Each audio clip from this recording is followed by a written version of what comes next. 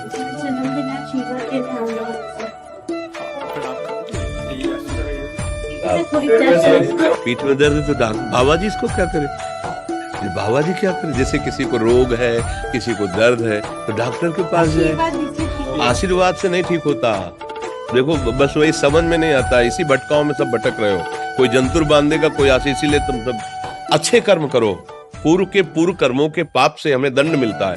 अच्छे कर्म करो, नाम जप करो, माता पिता की सेवा करो, सद्भाव से चलो। अभी ये कर्म नष्ट हो जाएंगे, किसी से जंतुर बनवाने की जरूरत नहीं, किसी से आशीर्वाद मांगने की जरूरत है। अब नाम जप न करो, खाओ मुर्गा मांस, पियो शराब, करो बेविचार हो, तो बाबा जी आशीर्वाद दे दे तो कोई आशीर्वाद काम नहीं करेगा। दुर्गति होगी यहाँ भी और वहां भी। हमारी बात समझो।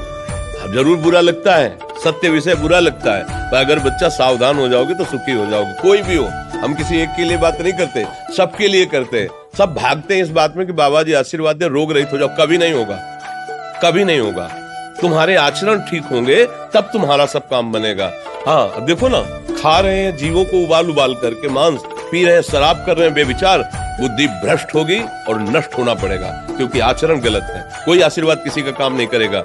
आप अच्छे आचरण करो, माता पिता की सेवा करो, परिवार की सेवा करो, समाज की सेवा करो, नाम जप करो। शरीर में कोई छोटे मोटे कष्ट आए उनको सह जाओ। आगे चलकर आप देखो कि कैसी उन्नति होती, अच्छा होगा, मंगल होगा। इस ब्रह्म में ना किसी के आशीर्वाद से कुछ हो जाता है। हम आपको पक्की बात बताते हैं कि आज बाबा के यहाँ गए थे यार, पीठ में दर्द कम हो गया। ये तुम्हारा पुण्य लग गया, पुण्य बन गया, तुम्हारा कर्म। तुम आए ना यहाँ तो जो जो पाग आगे धरे कोटिन यज्ञ समान, साधु दर्शन के लिए भाव से आए तो तुम्हारा वो रोग नष्ट होगा। तुम्हारे कर्म से नष्ट हुआ, तुम सत्कर्म किए ना, उससे नष्ट हुआ। बात समझो बच्चा, आप हमारे घर के हो सब। आशीर्वाद देने से हम कई बार कहा कि अगर तुम सुखी हो जाओ तो हम किसी से न मिले, चुपचाप अपने कमरे में बैठे केवल आशीर्वाद देते रह सबको। लेकिन नहीं सुखी होगे, सुखी होगे तुम अपने कर्म से।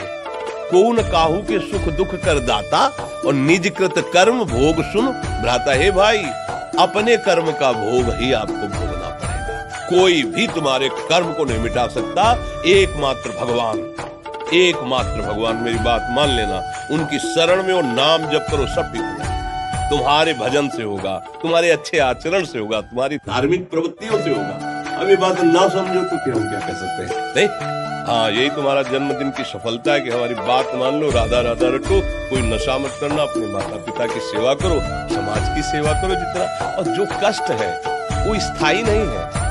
आज विपत्ति आई, कल खत्म हो जाएगी। अभी दिन है, फिर रात आ जाएगा, रात है तो दिन आ जाएगा। ये क्रम चलता रहता है, हमें निराश नहीं होना। सूरवीर योद्धा की तरह हमें जीना है, कायर की तरह नहीं जीना है।